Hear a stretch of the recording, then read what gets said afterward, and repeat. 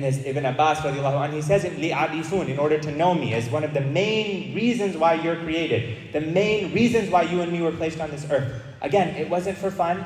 It wasn't to just scroll on TikTok all day. Allah didn't say that. It wasn't to scroll and watch Netflix show after Netflix show after Netflix show, or play video games all night. That wasn't the purpose of our creation. The purpose of our creation is to get to know Allah through the interactions that we have in this world, and to develop a deep, intimate relationship with your Lord, so that when somebody crosses into the next life, they have that, and then they will attain high stations in the next life.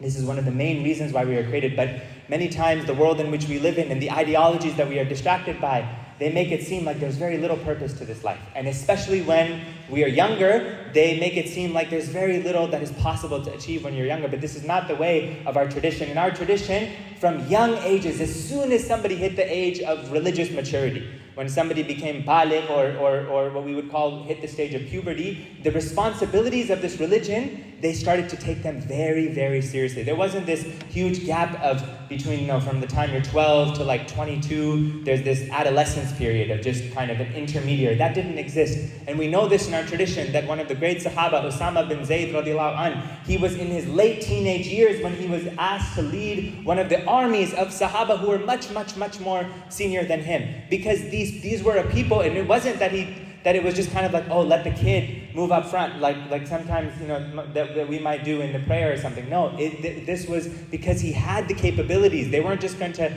sacrifice human life and let somebody who didn't have the skills lead. He had the ability. So when we are taught in our religion that when you are young, you have immense potential. But the question is, do you take advantage of that potential, or do we get caught up in all of the frills and frivolities of Western society where they minimize youth and they think that there's very little to do? And there's a very clear reason for that. The Romans, they say, and they've adopted this methodology, that give them food and give them circus and they'll never revolt. They'll do whatever it is that you do because they'll stay distracted. They'll stay in a distracted mindset, and they'll never wake up to their true purpose. In this country, in the last year or so, a small percentage of people have started to speak up. Still would be considered a small percentage compared to what should be, have started to speak up to the crimes against humanity and the genocidal crimes that this country is funding, leading, and facilitating against our brothers and sisters. And they've been doing this for decades, but this is what's happening in the current time.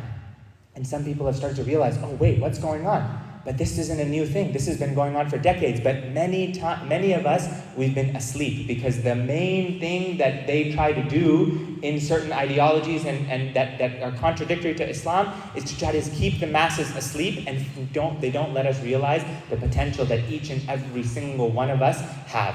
And Islam completely contradicts that. Islam has a cure to help the human being at their core wake up from a young age and do amazing things and achieve amazing things, but it takes work. There's striving that's a part of it.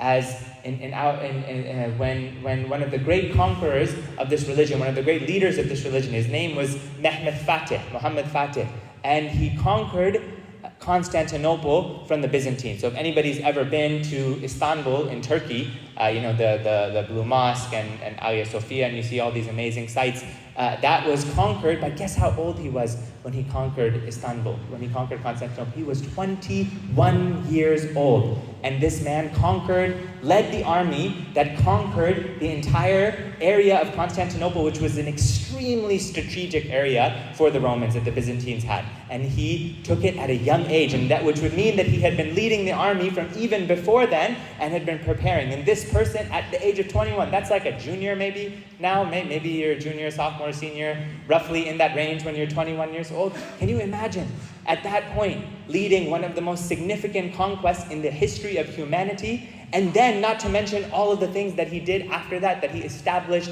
the foundation of the Ottoman Empire, which went on to become one of the longest standing empires in the history of the world, let alone in the history of Islam. And this happened at a young age. But why? Because these people from their young ages, they understood that there is a